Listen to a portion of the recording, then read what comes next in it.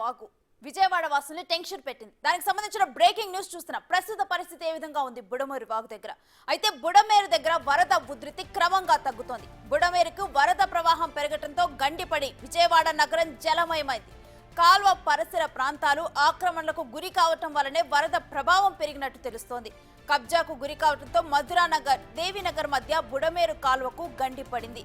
దీంతో ఏలూరు కాల్వ పరిధిలోని ప్రజలను అప్రమత్తంగా ఉండాలని ప్రభుత్వం సూచించింది.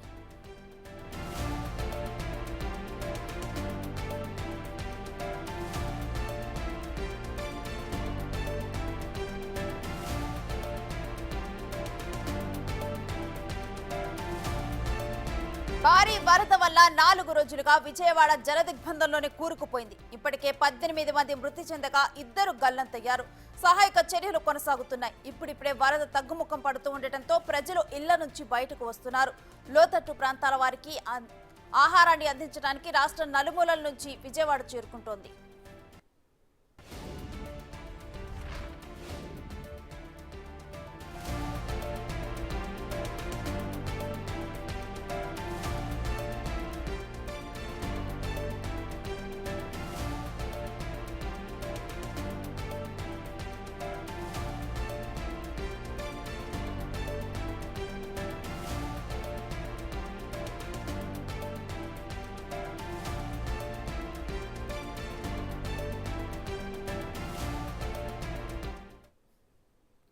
ఇక ప్రస్తుత పరిస్థితి ఏంటి అనేది మా ప్రతినిధి శివాని అడిగి తెలుసుకుందాం. శివ, విజయవాడలో ప్రస్తుత పరిస్థితి ఏంటి? రేణుశ్రీ, మొత్తం మీద చూసుకుంటే గత 4 రోజుల కాలంగా విజయవాడలో కురుస్తున్న వర్షాలకి విజయవాడ నగరంతో పాటు ఎన్టీఆర్ జిల్లా అస్తవ్యస్తంగా మారింది.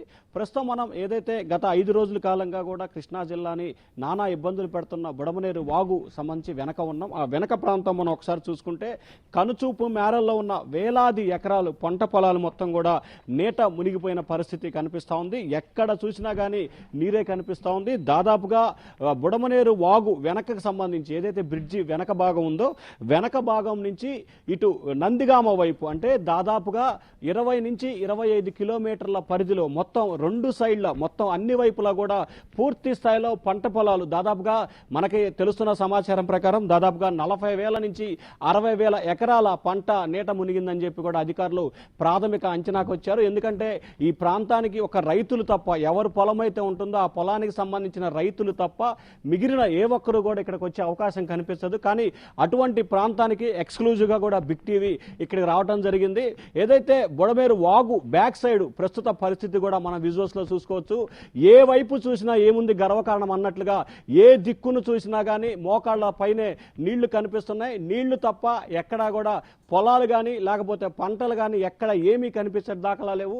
వేలాది ఎకరాలు నీట మునిగిపోయిన పరిస్థితి కనిపిస్తూ ఉంది. ఇప్పుడిప్పుడే వర్షం నుంచి తేరుకుంటున్న నేపథ్యంలో వర్షపు నీరంతా కూడా పొలాల్లో దాదాపుగా కొన్ని అడుగుల లోతులో నిల్చొనున్న పరిస్థితి కనిపించింది. మరొక వైపు ఏదైతే ఇక్కడ ఒక బ్రిడ్జి ఉంది, విశాఖపట్నం విజయవాడ నుంచి విశాఖపట్నం వైపు వెళ్లే రైల్వే ట్రాక్ కూడా ఉంది. నిన్న ఒకవైపు అంటే రైల్వే ట్రాక్ కు సంబంధించి కూడా ఒకవైపు నీరు కూడా కొంత చేరుకొని ఉంది, మరొక వైపు అయితే కొంత ఫ్రీగానే ఉంది. అయితే కొంచెం వర్షం తగ్గటం మూలంగా కూడా ట్రాక్ కూడా క్లియరెన్స్ గా ఉన్నట్లు కూడా మనం చెప్పుకోవచ్చు. ఎటు చూసినా ఇటువైపు చూసుకుంటే కనుక నందిగామ గొల్లపూడి ప్రాంతాలు వస్తాయి. ఈ ప్రాంతం అంతా కనుక నందిగామ అలాగే జగ్గైపేట తిరువూరు నియోజకవర్గాలకు సంబంధించిన పలు గ్రామాల్లో పూర్తి స్థాయిలో వేలాది ఎకరాలు నీట మునిగిపోయిన పరిస్థితి కనిపిస్తూ ఉంది. దాదాపుగా అధికారులు అంచనా వేసిన ప్రాథమిక సమాచారం ప్రకారం గత 4 రోజుల కాలంగా కురిసిన వర్షాల మూలంగా 4 లక్షల పైగా ఎకరాలు పంటలు ఏదైతే కావచ్చు ఉమ్మడి గుంటూరు ఉమ్మడి కృష్ణా జిల్లాలకు సంబంధించి 4 లక్షల ఎకరాలకు పైగా కూడా ఎకరాల్లో నీరు వెళ్ళినట్లు కూడా అధికారులు ప్రాథమికంగా ఒక అంచనా వేయటం జరిగింది. మనం ఇప్పుడు విజువల్స్ లో చూసుకుంటే ఏ వైపు చూసినా కిలోమీటర్ల కొద్ది వర్షపు నీరు కూడా పొలాల్లో నిలిచిపోయిన పరిస్థితి కనిపిస్తూ ఉంది. ఒకవైపు ప్రభుత్వానికి సంబంధించి సహాయ చర్యలు కొనసాగుతున్నప్పటికీ ఇప్పటి వరకు ఎవరైతే ఇళ్లలోకి నీళ్లు చేరి కొంత ఇబ్బందులు పడ్డారో వారందరికీ ప్రభుత్వం సహాయ సహకారాలు అందిస్తూ ఉంది. ఇక అది అయిపోయిన తర్వాత పొలాలకు సంబంధించి నీరు వందలాది వేలాది ఎకరాల్లోకి నీరు చేరుకోవడంతో ఈ ప్రాంతం అంతా కూడా నీట మునిగిపోయింది.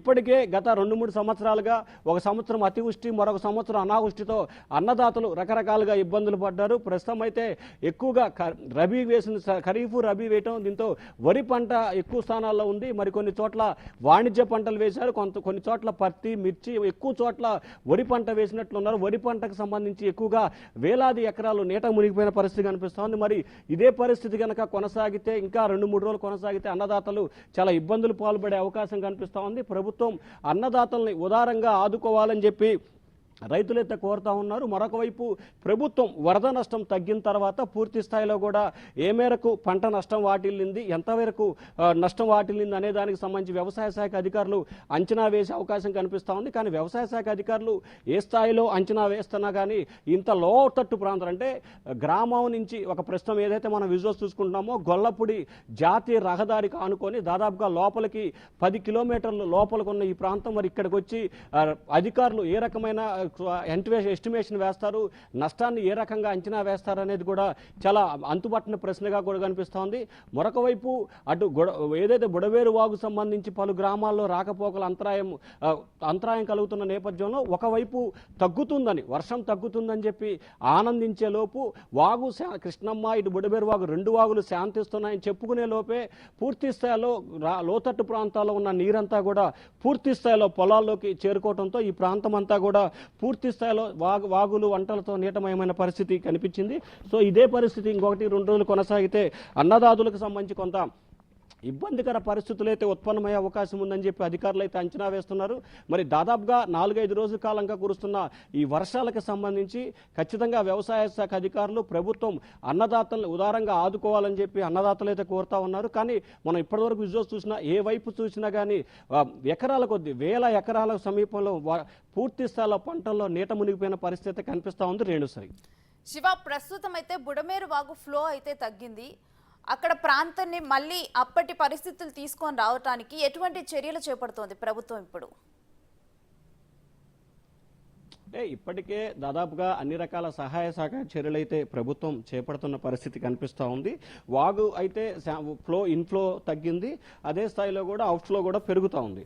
సో ప్రస్తుతానికి సంబంధించి వాగు ఇన్ఫ్లో తగ్గిందంటే ఆ వాటర్ అంతా కూడా, ఏదైతే వాటర్ ఉందో ఆ వాటర్ అంతా కూడా పొలాల్లోకి, సమీపంలో ఉన్న పొలాల్లోకి చేరుకుంది. ఇప్పుడు మనం ఏదైతే విజువల్స్లో చూస్తున్నామో ఆ సమీప పొలాల్లోని విజువల్స్ చూస్తున్నాం, అదంతా కూడా నీరు అక్కడికి చేరుకున్న పరిస్థితి కనిపిస్తూ ఉంది. సో ఈ నేపథ్యంలోనే ఈ నష్టాన్ని అంచనా వేయటం కూడా కొంత ప్రభుత్వానికి తలనొప్పిగా మారే అవకాశం ఉంది. అయితే వాగు శాంతించడం, ఇళ్లలోకి జనాల్ని పంపటం, యథాస్థితికి కొనసాగించే దిశగా ప్రభుత్వం కార్యాచరణ రూపొందిస్తుంది. దానికి సంబంధించి ఇవాళ రేపట్లో పూర్తి స్థాయిలో కూడా దాదాపుగా క్లారిటీ వచ్చే అవకాశం. అంటే ఇప్పటికే ఒకవైపు విజయవాడకు సంబంధించిన సింగునగర్ కానీ, వైఎస్ఆర్ కాలనీ, అలాగే ఆంధ్రప్రభ కాలనీ, ఇట్లాంటి కాలనీలన్నీ కూడా ఇప్పుడిప్పుడే చేరుకుంటున్న ప్రజలు కొంత నడిచే అవకాశం ఆ ప్రాంతంలో కలుస్తూ ఉంది. సో ఈరోజు సాయంత్రానికి కానీ రేపటికి కానీ పూర్తి స్థాయిలో అదుపులోకి వచ్చే అవకాశం కనిపించిన తర్వాత ఇంకా పూర్తి స్థాయిలో సహాయ చర్యలు, అలాగే పునరావాస కేంద్రాలను ఏర్పాటు చేసే దిశగా ప్రభుత్వం అడుగులు వేస్తూ ఉంది. ఇప్పటికే ఉమ్మడి కృష్ణా జిల్లా అలాగే విజయవాడ నగరానికి సంబంధించి దాదాపుగా 70 పైగా కూడా పునరావాస కేంద్రాలని ప్రభుత్వం ఏర్పాటు చేసింది. ముందుగా ఏదైతే ఆ ఇళ్లలో రోడ్ల మీద ఉన్న నీటినన్నింటినీ కూడా పక్కకు అంటే సముద్రానికి తరలించే దిశగా ప్రభుత్వం కార్యాచరణ రూపొందిస్తుంది. దానికి సంబంధించి ఇప్పటికే పూర్తి స్థాయిలో ఎన్డీఆర్ఎఫ్ బృందాలు, హెలికాప్టర్లు, డ్రోన్ కెమెరాల సహాయంతో ప్రతి ఒక్క దాన్ని కూడా, అవకాశం వచ్చిన ప్రతి టెక్నాలజీని కూడా ప్రభుత్వం వినియోగించుకొని ప్రజల కోసం కేటాయిస్తుంది.